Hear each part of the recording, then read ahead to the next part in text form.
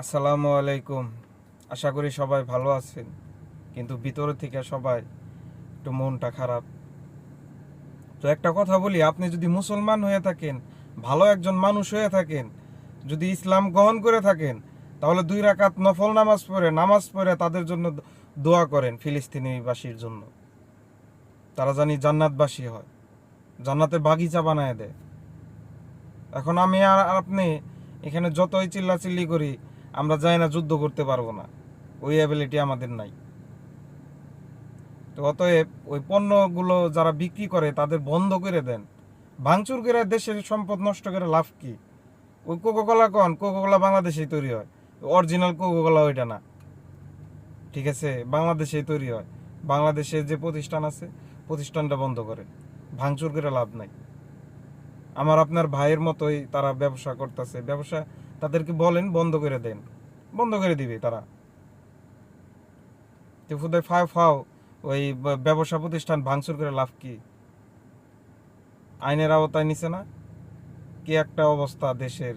শালার বাঙালি মানুষ হলো পাগল, মাথায় সিট আছে, যেটাই দেহ ওইটা নিয়েই পড়ে থাকি।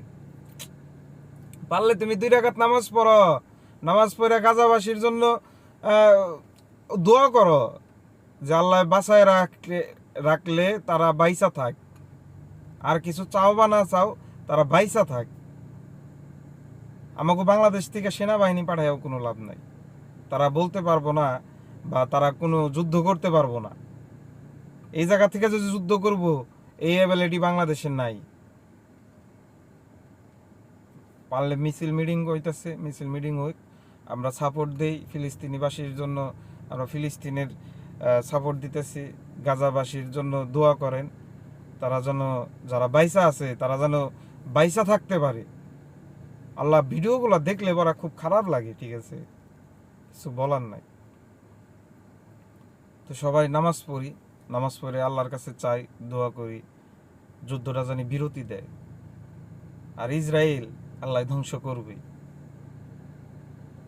ধ্বংস একদিন হবেই। ইসলাম থাইকা যাবে।